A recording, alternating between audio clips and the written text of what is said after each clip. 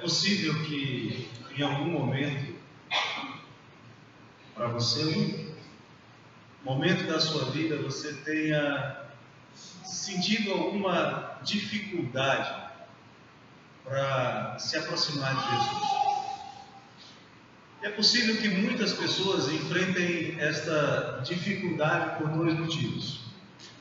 O primeiro deles, talvez o menos comum no nosso meio, é a ausência de alguém que conheça Jesus, que saiba sobre Jesus. Ou seja, é possível que haja pessoas que tenham dificuldade para terem um encontro com Jesus, simplesmente porque não conhecem ninguém que conheça Jesus.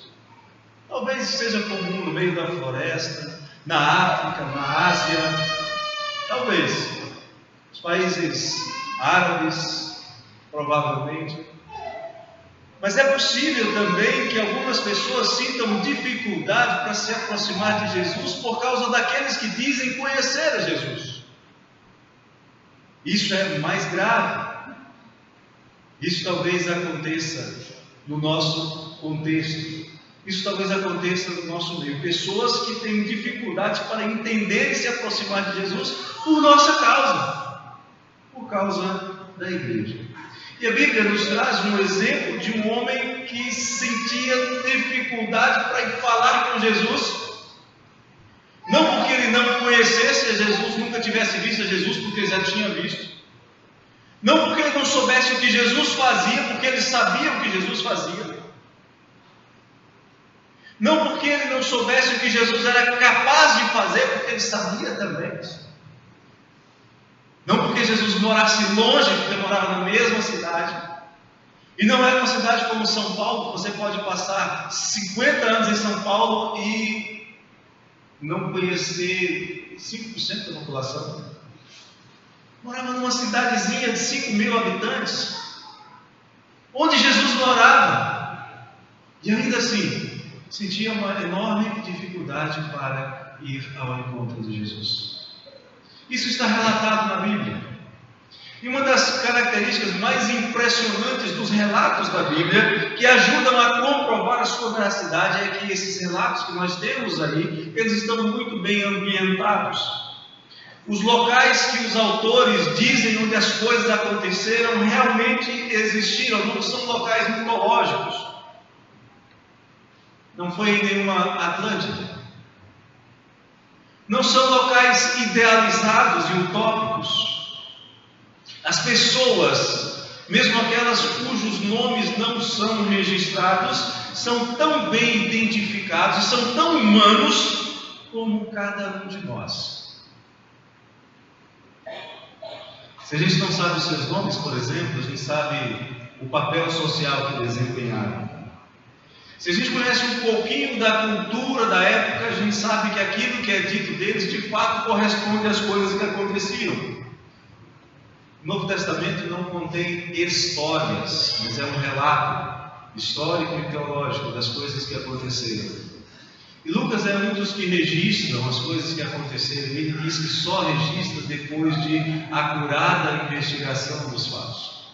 Depois de procurar as testemunhas oculares, aqueles que viram, que experimentaram e que foram até abençoados pelos atos do Senhor Jesus.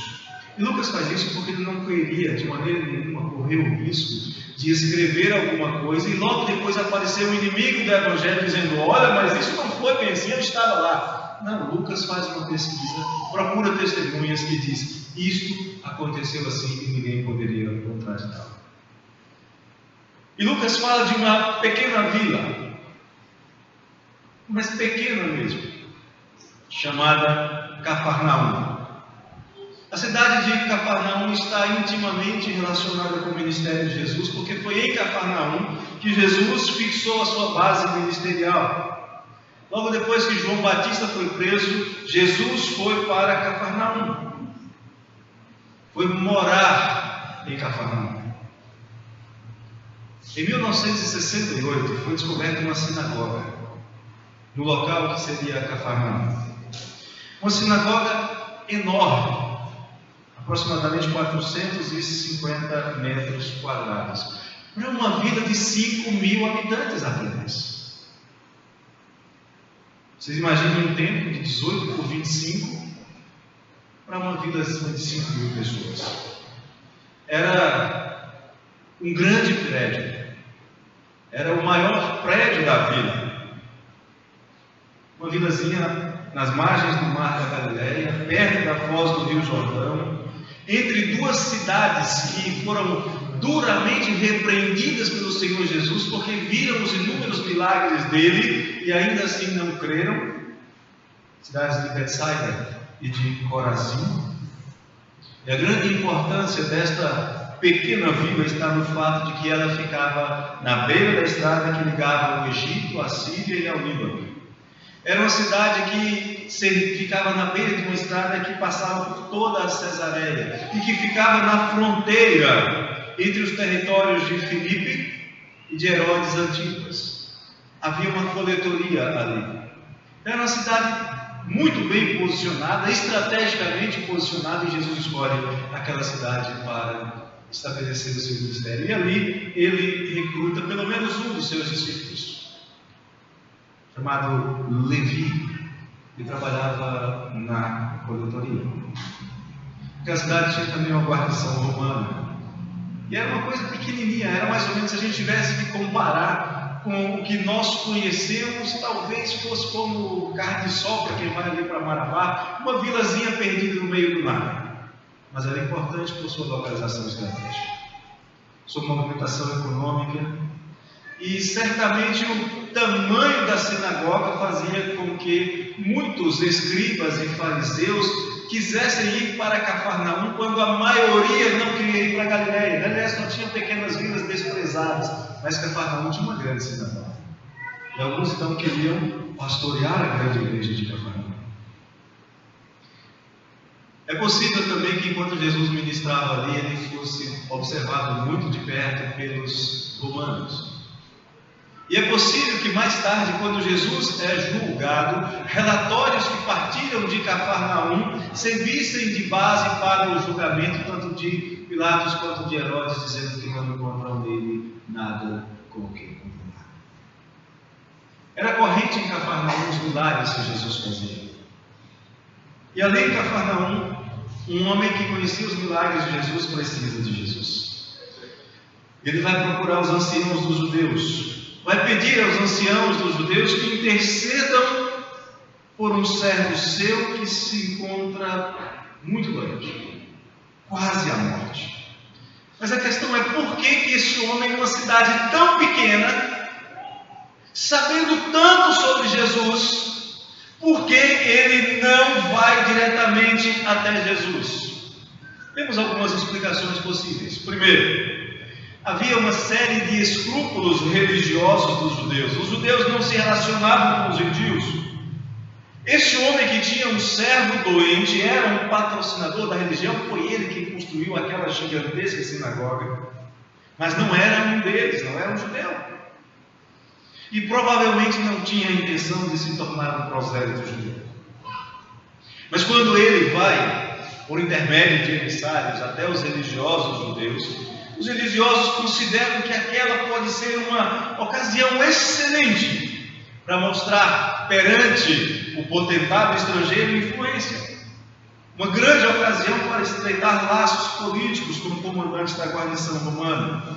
E eles então aceitam a influência de irem a Jesus, de darem um bom testemunho em favor do centurião romano, e dizem que aquele homem é digno de ser abençoado por Deus. Tudo parecia estar correndo maravilhosamente bem, até que Jesus entra em cena.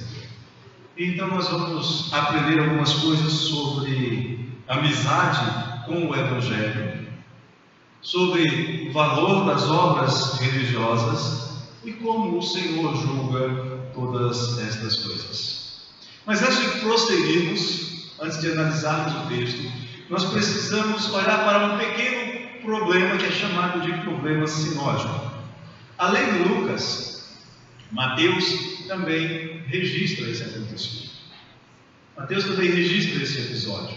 E Mateus morava em Cafarnaum, Mateus conhecia o centurião romano. Mateus conhecia os costumes da vila. Ele era um coletor de impostos, onde era conhecido como Levi. Mateus diz que o centurião falou com Jesus, enquanto Lucas diz que ele enviou emissários. Quem está certo? Mateus, que morava em Cafarnaum, ou Lucas, o historiador? Ambos são escritores evangélicos. Ambos foram inspirados por Deus. Qual a solução? A solução é simples. Lucas, como historiador, certamente conhecia o relato de Mateus e foi perguntar a Mateus o que tinha acontecido de fato.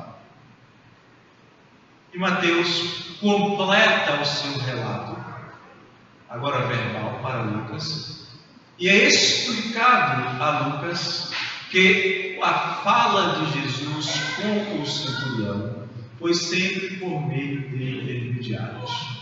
Não houve um encontro pessoal entre eles. As falas do centurião para Jesus e de Jesus para o centurião foram por meio de intermediários. Esta é a explicação para os dois relatos que nós temos nos evangelhos. Nós vamos conhecer os personagens, os seus papéis, as suas ações, as suas atitudes e entender como elas podem e devem ser interpretadas. No verso 4, vamos abrir a Bíblia por gentileza em Lucas, capítulo de número 7, versos 1 até o verso 10, e depois nós nos deteremos no verso de número 4. Lucas, capítulo 7, versos 1 até o verso de número 10. Evangelho de Lucas, capítulo 7, versos 1 a 10, pessoas amadas que acompanham a leitura. Assim nos diz a palavra de Deus. Tendo Jesus concluído todas as suas palavras dirigidas ao povo, entrou em Cafarnaum, e o servo de um centurião, a quem este muito estimava, estava doente, quase à morte. Tendo ouvido falar a respeito de Jesus, enviou-lhe alguns anciãos dos judeus, pedindo-lhe que viessem curar o seu servo. Estes, chegando a Jesus, com instância lhe suplicaram, dizendo: Ele é digno de que lhe faças isto, porque é amigo do nosso povo, e ele mesmo nos edificou a sinagoga. Então Jesus foi com eles, e já perto da casa, o centurião enviou-lhe amigos para lhe dizer: Senhor, não te incomodes, porque não sou digno de que entres em minha casa. Por isso, eu mesmo não me julguei digno de ir ter contigo, porém manda com uma palavra e o meu rapaz será curado. Porque também eu sou homem sujeito à autoridade, tenho soldados às minhas ordens, e digo a este: vai, e ele vai, e a outro: vem, e ele vem, e ao meu servo: faz isto, e ele faz. Ouvidas estas palavras, admirou-se Jesus dele, e voltando-se para o povo que o acompanhava, disse: afirmo-vos que nem mesmo em Israel achei fé como esta. E voltando para casa, os que foram enviados encontraram curado o servo. Pai querido, nós lemos uma porção da tua palavra agora. Nós queremos pedir, Senhor, que o Senhor nos dê o conhecimento necessário para que nós organizemos a nossa vida segundo a tua palavra, segundo aquilo que o Senhor diz a respeito de si mesmo, segundo aquilo que o Senhor diz a respeito de nós, segundo aquilo que o Senhor diz a respeito daquilo que nós fazemos e aquilo que nós devemos fazer.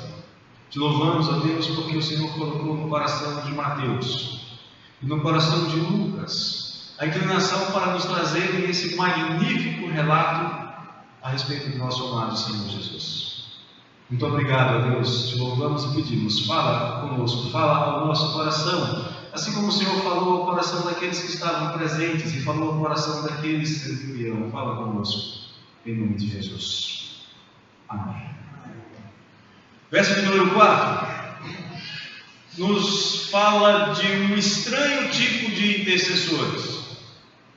Talvez o mais estranho tipo de intercessores que você vai poder encontrar. São intercessores sem fé. Diz o verso de número 4 e 5: Estes, os anciãos dos judeus, chegando-se a Jesus com instância, lhe suplicaram, dizendo: ele é digno de que ele faça isto, porque é amigo do nosso povo e ele mesmo nos edificou a sinagoga. Primeira coisa que nós precisamos entender ao estudar esse texto é que nós não podemos, você nem eu, ninguém pode usar a religião para nenhum outro fim que não seja o de adorar a Deus. Qualquer outra finalidade da religião é reprovável aos olhos de Deus e vai ser denunciada e reprovada diante de Deus. E é isso que nós vamos aprender ao estudar com um pouco mais de cuidado as ações desses religiosos que eram os líderes da religião de Israel. Eles não são aqui no texto nem os primeiros, nem os mais importantes personagens da narrativa, mas vamos analisá-los primeiro. Todos sabemos que esses anciãos, eles não tinham os melhores sentimentos a respeito de Jesus. O mesmo Lucas, um pouco antes, no capítulo 6, verso 7, vai dizer que os escribas e os fariseus observavam-no, procurando ver se ele faria uma cura no sábado, a fim de acharem do que o acusar. E quando essa sua aberração espiritual de ficar olhando o que o Senhor ia fazer para acusá-lo de fazer o bem, quando isso é exposto diante de todos na belíssima sinagoga de Cafarnaum, construída por este centurião romano que vai aparecer no texto, sabe o que eles fazem? Eles vão para fora da sinagoga para conspirar sobre que mal poderiam fazer a Jesus. É um tipo estranho de intercessores. Mas a hipocrisia deles não impediu de que na primeira oportunidade eles tentassem usar o mais famoso, o mais importante morador da vila para fazer um pouquinho de política. Como eu já disse, a maior edificação, o maior prédio da cidade era a sinagoga. E essa grande sinagoga era fruto da generosidade de um soldado romano, de quem eles não gostavam porque era um invasor. Ele era um serviçal da inimiga Roma, mas eles toleravam esse homem, toleravam-no por interesse político, por ser um mal menor, era um opressor, era um inimigo da nação, mas era um amigo deles. Na avaliação circunstancial e oportunista deles, era um tipo diferente de opressor. Era um opressor que não oprimia, pelo menos não muito. Por exemplo, era um opressor que não cobrava impostos abusivos para construir templos romanos, nem balneários públicos, nem lugares de corrida, os hipódromos, nem teatros, nem mesmo para pavimentar as ruas de Cafarnaum. Construir essas coisas costumava trazer fama ao administrador, mas também costumava custar dinheiro. E dinheiro público sempre sai de algum lugar, sempre sai do bolso do povo.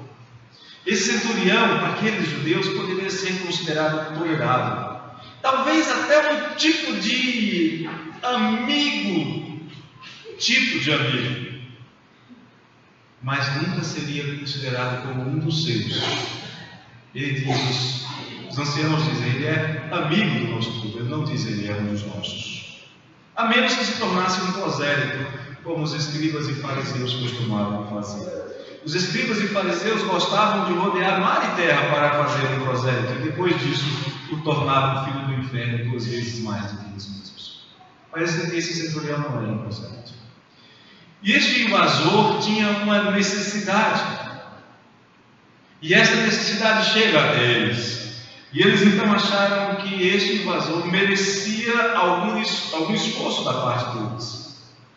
Eles não gostavam do invasor, eles não gostavam de Jesus, mas eles sabiam que só Jesus e suas ações extraordinárias poderiam resolver o problema daquele invasor. Eles engolem o seu orgulho, eles engolem até a sua animosidade para com Jesus e vão pedir a Jesus que atenda o pedido daquele soldado romano. Primeiro argumento, ele é amigo do nosso povo. Segundo argumento, ele nos edificou a sinagoga, não era uma sinagoga qualquer.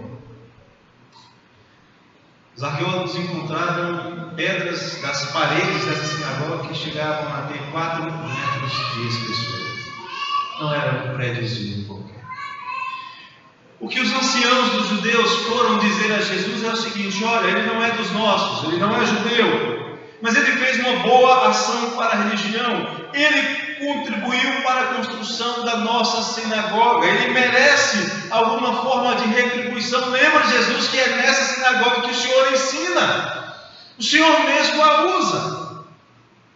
Era uma excelente oportunidade para retribuir ao soldado romano um favor que eles receberam usando a pessoa de Jesus. E o texto nos diz que aquele romano manifestou um forte desejo, e a palavra que é usada para descrever forte desejo é a mesma palavra para descrever o desejo de um homem por uma mulher, de uma mulher por um homem. Mas ele manifestou um desejo tão intenso no seu coração para que eles fossem até Jesus.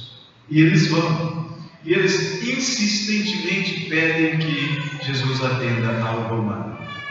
E eu considero, queridos, esta a maior demonstração de uso servil e interesseiro da religião jamais mostrada nas páginas das Escrituras. Eles não eram crentes, mas pareciam. Pareciam tanto serem crentes que um gentil vai lhes pedir o favor de intercederem perante o Senhor. Pareciam tanto, mas tanto serem crentes, que até eles mesmos acreditavam que eram crentes. E eles foram mesmo interceder. No fundo, no íntimo do seu coração, eles queriam somente agradar ao romano. Queriam a sensação de não dever mais nada àquele homem.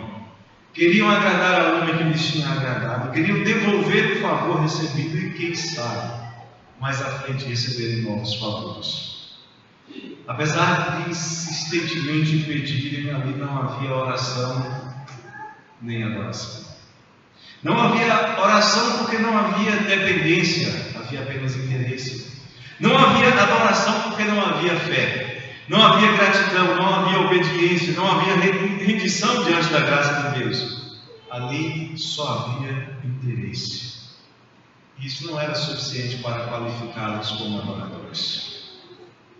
Um estranho tipo de intercessores. Intercessores sem fé. Mas estavam lá pedindo. Mas o texto nos fala, além desses estranhos intercessores, nos fala também de um estranho tipo de opressor. O opressor geralmente é arrogante, é prepotente, é autoritário. E aqui nós temos um centurião, o mesmo. Verso 2 diz que o servo de um centurião, a quem este muito estimava, estava doente, quase à morte. Ele ouviu falar a respeito de Jesus. Ele enviou-lhe alguns dos anciãos dos judeus, pedindo-lhe. Era homem acostumado a mandar, mas envia alguém para pedir. Este romano está numa situação muito diferente da dos escribas e fariseus. Ele não era judeu. Ele não tinha acesso aos rabinos judeus. Ele talvez tenha procurado os escribas e fariseus através de outro judeu que lhes prestava algum serviço, porque ele conhecia muito bem as práticas religiosas e os costumes dos judeus. E os judeus não se davam com os gentios. E por considerar que um judeu não se dava com um gentil, por ter aprendido com os judeus que ele, gentil, não podia se aproximar de um mestre, de um rabino, ele considerava que Jesus era inacessível. Ele considerava que ele não podia ir a Jesus.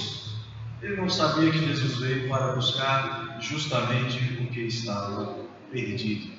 Ele não sabia, por exemplo, aquilo que nós já lemos em Isaías 55, o chamado do Senhor para nações desconhecidas. Nem os judeus falou isso para ele. Mas como muitos, ele tem um problema. E ele queria solucionar esse problema. E ele sabe que os anciãos dos judeus não poderiam solucionar. Ele sabe que os médicos não poderiam solucionar. Ele sabe que só Jesus poderia ajudá-lo.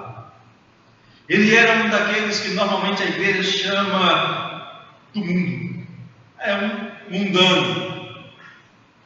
Ele não tinha acesso a Jesus. Esse homem foi enviado para Cafarnaum para mandar. E observe que ele está preocupado com um jovem que deveria servi-lo. Um jovem servo a quem ele estima, a quem ele dava muito valor, que por algum motivo lhe era precioso e de boa reputação. Embora podendo dar ordens a quem quer que fosse, ele prefere demonstrar uma grande necessidade, pedindo a intervenção para obter ajuda a um escravo que estava moribundo. O texto diz que ele estava sentindo dores terríveis. A demonstração de caráter e a posterior aprovação de Jesus indica que este homem,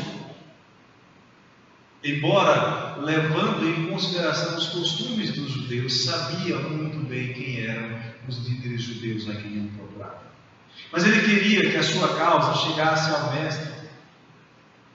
Ele precisava de alguém.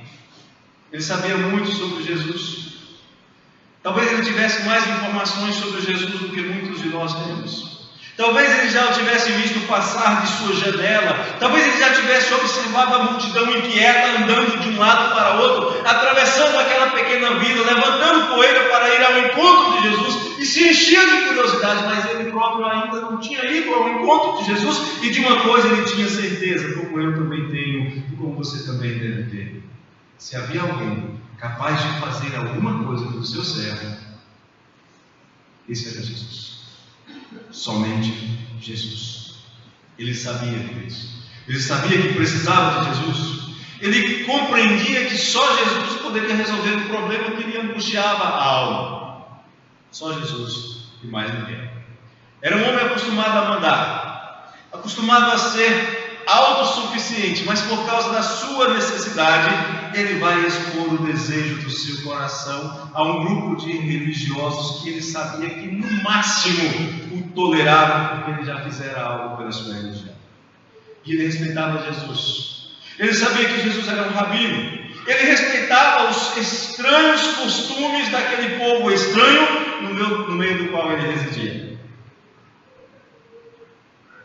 E de repente chega a notícia para ele: olha, Jesus está vindo. Jesus vai atender ao seu pedido. Jesus vem à sua casa. Verso 6 diz que Jesus, ouvindo os anciãos dos judeus, apesar da sua indignidade, apesar de saber que aqueles anciãos queriam matá-lo, diz o texto que Jesus foi com eles. Jesus não tinha o menor medo deles. E já perto da casa, o centurião enviou-lhe amigos para lhe dizer: Senhor, não te incomodes, porque não sou digno de que entres em minha casa. Por isso eu mesmo não me julguei digno de ter contigo. Porém, manda com uma palavra e o meu rapaz será curado. Porque também eu sou homem sujeito à autoridade e tenho soldados às minhas ordens. E digo a este: vai, e ele vai, e a outro: vem, e ele vem, e ao meu servo: faz isto, e ele faz. Observe o que esse homem está dizendo. Os anciãos que conheciam a lei chegam para Jesus e dizem: ele é digno, é nosso amigo, faz obras religiosas. E esse homem diz: Senhor, eu sou indigno de recebê-lo em minha casa. Eu sou indigno de ir até o Senhor. Era isto que ele tinha aprendido dos escribas e fariseus. Era isso que ele tinha aprendido vendo a religiosidade dos judeus, que tornava as pessoas que vinham de fora mais filhas do inferno do que eles próprios. Era esse o conceito da religião judaica, que ele tinha uma religião que afastava o perdido do Salvador.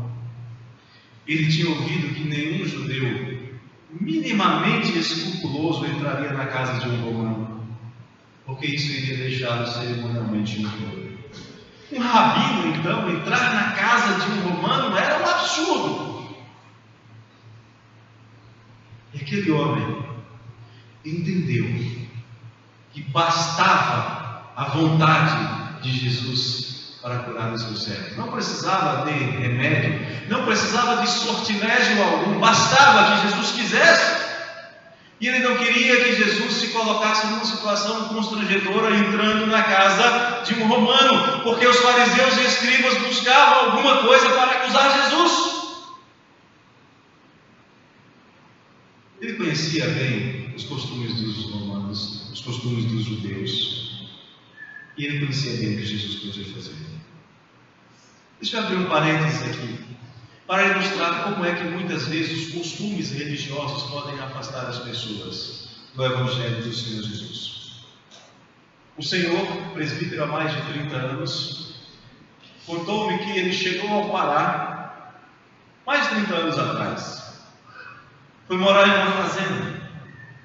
E uma das coisas que ele quis fazer assim que ajeitou a sua família foi um culto. Então estavam preparando para um culto na sua fazenda. E de repente alguém chega à porteira. Ele vai atender. E a pessoa que estava na porteira, que não queria passar da porteira, lhe pergunta se podia participar daquela reunião e quanto é para poder participar daquela reunião, porque os crentes que ela conhecia viviam dizendo que os crentes eram do mundo e iam para o inferno. Ela não era crente. De tanto ouvir que os que não são crentes vão para o inferno, isso é uma verdade. Mas ela não tinha ouvido o chamado para o Evangelho. E ela viu crentes se reunindo e perguntou: eu posso? Vocês me deixam participar? Sabe o que acontecia? Era que muitos que ela conhecia, ao invés de chamá-la para perto do Senhor Jesus, a afastavam do Senhor Jesus. Ela achava que os crentes não queriam os não crentes por perto durante seus cultos, como se fosse uma confraria fechada.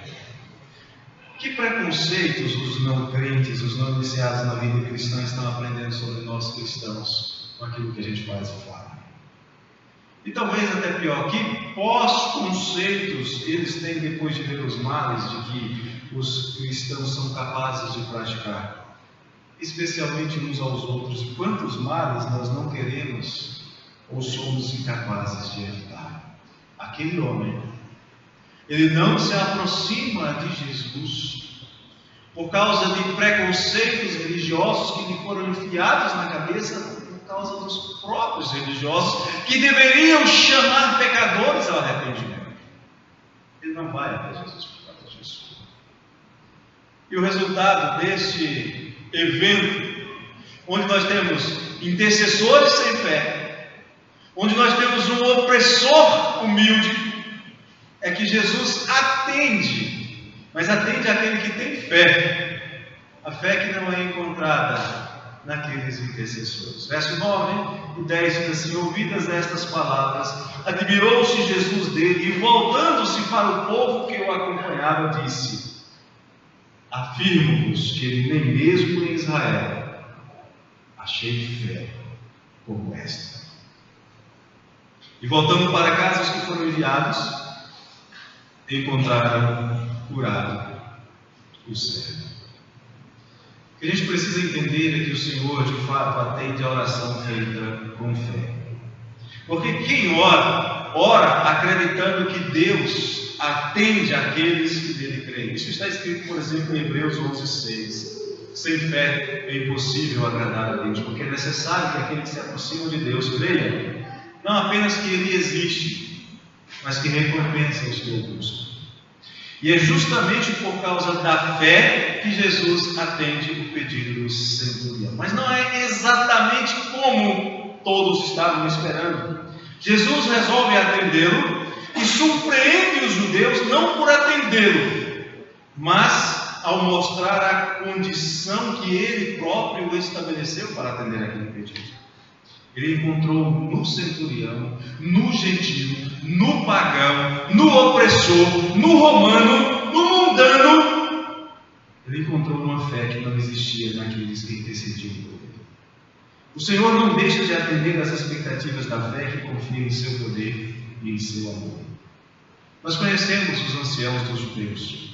Nós conhecemos os sentimentos desses anciãos por Jesus, eram populistas, queriam ficar bem com o povo, só não fizeram mal a Jesus ainda, com medo do povo se revoltar contra eles. Sabemos que eles também não gostavam muito daquele centurião romano. Nós conhecemos aqui um centurião que praticava boas obras, que procurava ser justo com os judeus e que se considerava indigno de chegar até o mestre Jesus por causa dos preconceitos religiosos que ele aprendeu com os fariseus. Fariseus que eram hábeis em afastar as pessoas de Deus. Mas e Jesus?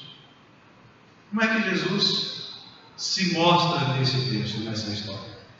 Eu tenho certeza que Jesus conhecia muito bem o coração dos anciãos, que não é diferente do nosso coração. Jesus conhece os nossos pensamentos, conhece aquilo que nós arrazoamos no nosso coração. Ele sabe exatamente o que você está arrazoando no seu coração agora. Ele sabe se isso o glorifica ou se você está pensando em outras coisas indignas de serem pensadas neste momento.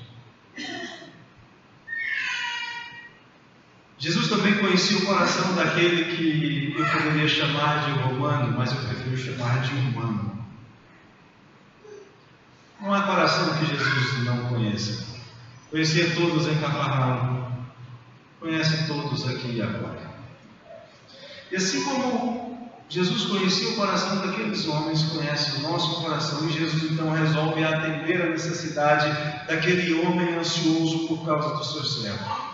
Diz o texto que Jesus foi com eles até que perto da casa do centurião. Mais uma vez o centurião lhe envia amigos para dizer: Jesus, não tome para si problemas. Eu não sou bom o suficiente para o Senhor arrumar problemas por minha causa. Não precisa entrar na minha casa. É interessante que os anciãos apresentavam aquele romano como um amigo da igreja, quase salvo. Porém ele próprio disse: eu não sou digno. Aliás, ele reconhece em Jesus uma autoridade que os anciãos não reconheciam. Ele reconhece em Jesus uma autoridade que os escribas, mesmo estudando a Bíblia o tempo inteiro, a vida inteira, não conseguiam reconhecer. Ele reconhece em Jesus uma autoridade que até os discípulos de Jesus tinham dificuldade para reconhecer. Mesmo depois que o Senhor Jesus manda, por exemplo, que o mar se aquiete, que o vento cesse, os discípulos de Jesus ainda perguntam: quem é esse? Que autoridade é essa que manda e os ventos param, as ondas lhe obedecem? Aquele povo tinha um problema com a autoridade. Aqueles anciãos tinham um sério problema com a autoridade, porque eles, julgando-se a autoridade, não queriam admitir que havia autoridade sobre eles. Eles eram escravos de Roma e diziam: nós somos descendência de Abraão e jamais fomos escravos de ninguém. Era só olhar a história que eles encontrariam vários e vários momentos em que eram escravos. Mas aquele homem vê a autoridade em Jesus. Ele vê e reconhece a autoridade de Jesus, porque também era um homem que sabia lidar com a autoridade. Ele era uma espécie de sargento, talvez tenente, comandando um destacamento. E assim como ele conhecia a autoridade que possuía, ele reconhece a autoridade que havia em Jesus muito maior, muito mais elevada do que a dele. E ele entende que se Jesus mandar, o que Jesus mandar vai acontecer. E ele entende que mesmo o seu servo, que estava acamado, paralítico, sofrendo tormentos excessivos e insuportáveis, como diz o texto, ele entende que se Jesus simplesmente mandar, o seu servo seria curado. Ele reconhece em Jesus o poder de mando, poder divino sobre todas as criaturas, poder sobre todos os poderes da terra. Ele sabe que Jesus tem sobre todas essas coisas o poder que humano tem sobre os seus servos. É exatamente assim que nós devemos ser diante de Deus. Reconhecer o seu poder,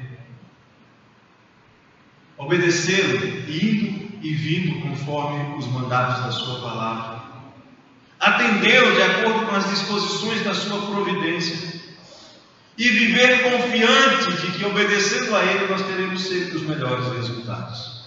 E Jesus resolve atender aquele centurião. Surpreende os judeus, não porque atendeu, mas porque a condição para atender não era que os judeus esperavam, não era porque ele era amigo da nação, não era porque ele construiu uma sinagoga, não era porque ele era um opressor que não oprimia, nada disso. Porque ele acreditava em Jesus, porque ele cria que Jesus poderia atender ao seu pedido. Aquele homem não precisou fazer nenhuma prova de fé. Aquele homem não precisou fazer campanha de não sei quantos dias de oração. Não precisou fazer nenhuma peregrinação a lugar algum, nem carregar nada para lugar nenhum. Ele tinha no seu coração a única condição que realmente agrada ao Senhor: fé. Ele cria em Jesus. Ele acreditava que Jesus resolveria a sua necessidade. Ele sabia, antes mesmo de acontecer, isso é fé. Ele sabia que Jesus poria fim à sua ansiedade. O que nós podemos concluir a partir desses relatos? Eu preciso que você saia daqui entendendo algumas coisas. Talvez você pense, ou talvez pensasse, que esse texto fosse sobre o valor dos amigos, sobre o valor da amizade.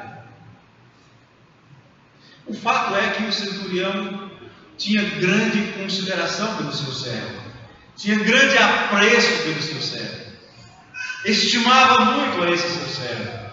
E sim, nós devemos ter apreço e estima pelas pessoas que estão junto conosco.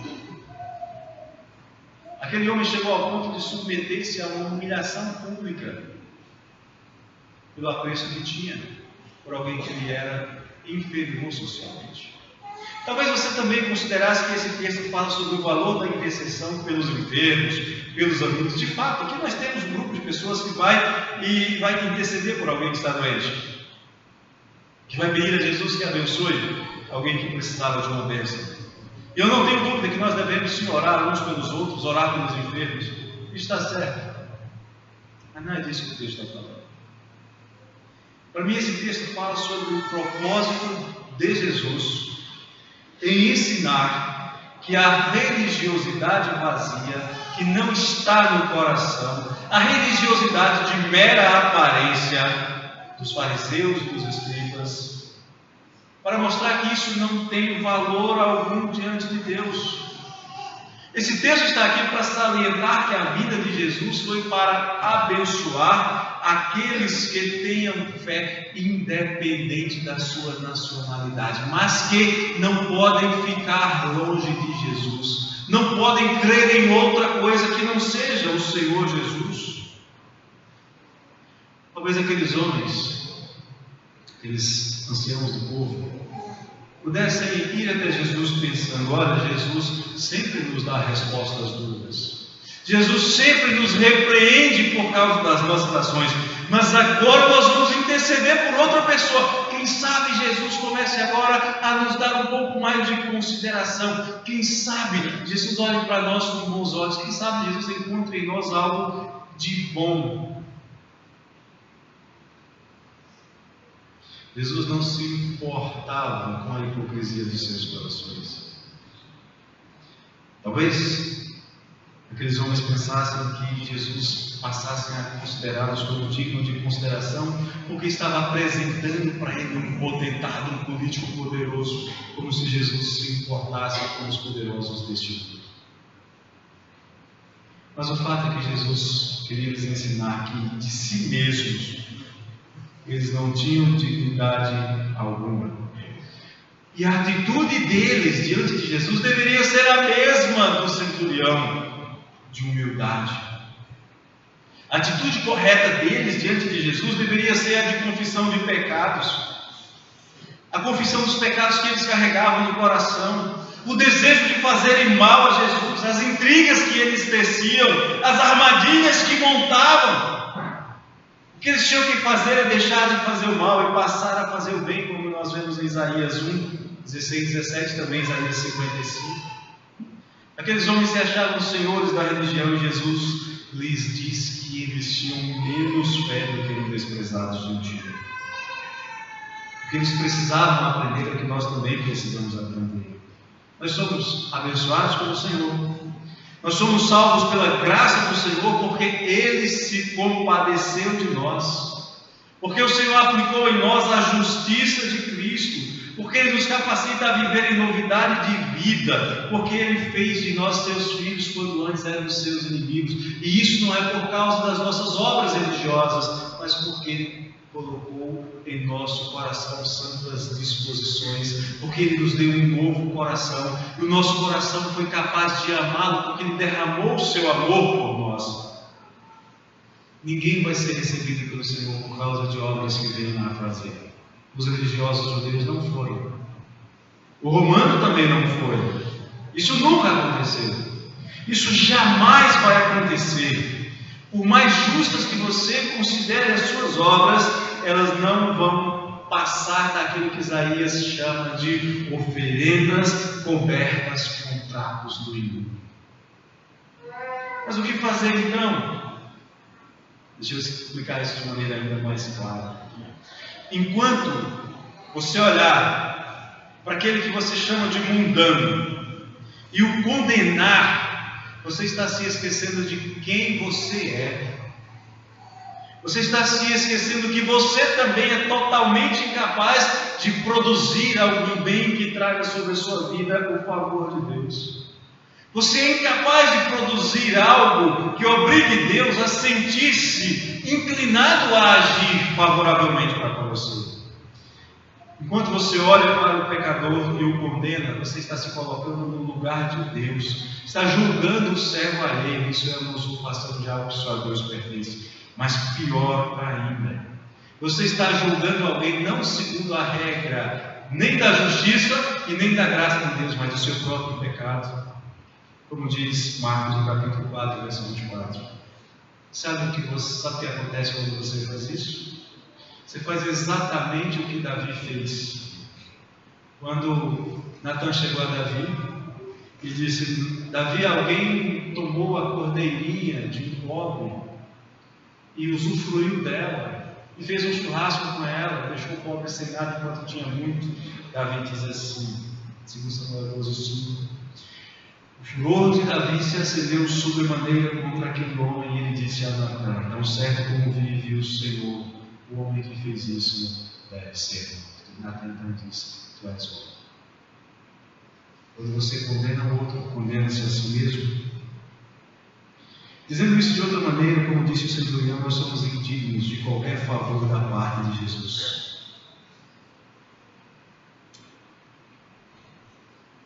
É Jesus que resolve atender, porque quis atender, e abençoa o homem que tinha fé, a fé que Ele mesmo implanta, que Ele mesmo desperta no coração daqueles que Ele deseja salvar.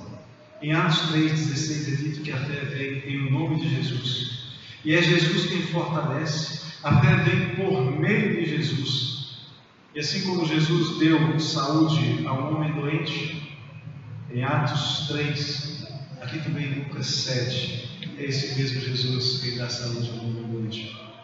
Deixa eu concluir com duas observações. Primeiro, para quem é religioso, não se julgue melhor do que os anciãos de Israel. Aqueles malditos fariseus, aqueles malditos escribas de coração duro, não se julgue melhor do que eles. O coração do homem religioso costuma ser tão enganoso que peca até mesmo quando acha que está adorando a Deus da maneira correta. Quando acha que faz tudo certinho, se esquece de glorificar a Deus, que é quem faz tudo em todos, porque sem Ele nós somos absolutamente incapazes de fazer coisa alguma. Jesus disse: sua videira, vocês são ramos. Jesus disse que sem Ele nós não podemos fazer nada. Sem Jesus, qualquer coisa que você faça está simplesmente manchada pelo pecado. Isaías 1,15 diz que quando nós estendemos as mãos, Deus esconde de nós os olhos. Quando multiplicamos as nossas orações, Ele não as ouve, porque as nossas mãos estão cheias de sangue quando nós tentamos fazer alguma coisa à parte da graça de Deus, à parte de Jesus. A primeira coisa que você precisa sair daqui guardando muito bem no seu coração: não se julgue melhor do que os anciãos. Você não é. Segundo, talvez você tenha entrado aqui nessa noite sem qualquer compromisso de vida com Deus. Eu quero dizer para você: não se julgue pior do que o centurião. Jesus não é inacessível. Ninguém tem o direito de impedir você de chegar até Jesus. Ele não é inacessível. Mas eu tenho que dizer também que você tem um grave problema. E assim como aquele centurião, você tem um problema que só Jesus pode resolver. E o nome desse problema é separação de Deus. Como os anciãos, como o centurião, você não entrou aqui nessa noite inocente. Você sabe que Deus existe. E talvez você esteja vivendo como se Deus não existisse. Ou como se a existência de Deus fosse algo irrelevante, algo que pudesse ser desconsiderado e fosse ficar por isso mesmo. Não. Deus existe. E Ele tem direito de dar ordens a você. E Ele tem direito de convocar você para adorá-lo, para obedecê-lo. E não fazê-lo é agir tão pecaminosamente como agiam aqueles escribas e anciãos de Israel. Eu quero concluir exortando você, seja você religioso ou não, a tirar nesse momento os olhos dos personagens secundários desse texto. É verdade que os escribas estão aí para a nossa instrução, mas eles não são importantes. É verdade que o centurião e o seu servo estão ali para a nossa instrução, mas eles não são importantes. Jesus é importante. Você tem que ir a Ele. Observe que Jesus encontrou fé no coração daquele romano, porque a fé vem por meio dele, e a fé conduz a Ele. Por isso aquele soldado romano queria que o Senhor Jesus o atendesse. Deixa eu concluir perguntando a você: se fosse agora, se Jesus chegasse aqui agora, que julgamento Ele faria de você? Olharia para você como olhou para os escribas e fariseus, para os anciãos, chamando-os de hipócritas, de raça de víboras, de sepulcros caiados na sua religiosidade, edificando túmulos aos profetas que eles mesmos consentiram na sua morte, como consentiram na morte de João Batista e mais tarde pleiteariam a morte de Jesus? Ele encontraria fé no seu coração? Encontraria em você um coração obediente, destituído de mágoas, iras, hipocrisias, incredulidade, desobediência?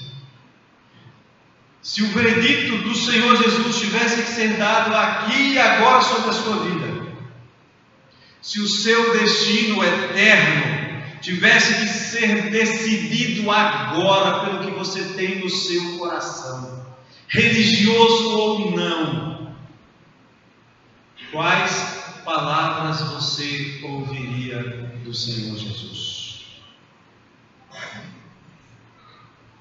Você ouviria dele palavras duras como aquelas que estão reservadas para aqueles que nele não creem, dizendo: apartai-vos de mim, malditos de meu Pai? Ou você ouviria palavras doces e suaves, como aquelas que foram expressas lá em Isaías 55, e ele faz questão de repetir: vinde a mim, vocês que estão cansados e sobrecarregados, entra no gozo do reino que está preparado para vocês desde antes da fundação do mundo. Qual é a condição para isso? Não é construir prédio, não é ser amigo da religião, não é ser amigo de religiosos. A condição para isso é uma só: crer no Senhor Jesus de todo o seu coração. É entregar a sua vida para o Senhor e dizer: Senhor, eu creio em Ti. Você pode fazer isso de maneira muito simples. Eu conheço um que um dia fez uma oração muito simples ao Senhor, sentindo que o Senhor o chamava, ele disse: Senhor Jesus, se o Senhor me quer, se vira comigo a partir de agora. O Senhor Jesus transformou a sua vida. Você pode fazer com as suas palavras, do seu jeito, ele entende. Só não pode deixar para depois, porque depois pode ser tarde demais. Quero que você reflita sobre essas coisas. Você não é melhor do que os anciãos. Você não é pior do que o centurião. Você é só um pecador que precisa de salvação. E a convocação do Senhor é: vem, esta é a hora da adoração. Nós vamos cantar esta música. Eu queria que, enquanto a equipe de louvor entoasse esta canção, você não precisa cantar junto com eles. Você precisa só refletir sobre se você está verdadeiramente adorando ao Senhor. Quero que você reflita sobre essas coisas. Porque eu estou falando de algo muito importante, queridos. Eu estou falando do destino eterno da sua alma. E religiosidade não te salva. E obras religiosas também não. Somente a fé no nosso amado Senhor e Salvador Jesus Cristo.